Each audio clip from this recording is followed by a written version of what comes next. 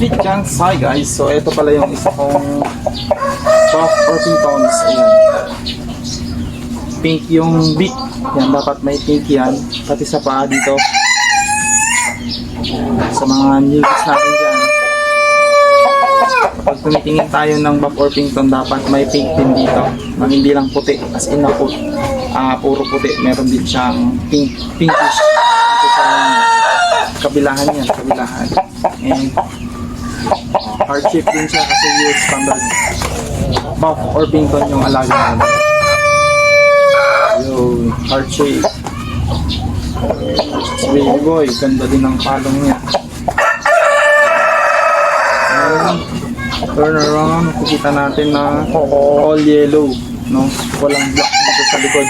Usually may nagpapakita na black dito, yun yung mga nagsi-feedback. So normal lang yun, kaya meron tayong sinasabi na selection for breeding, selection process.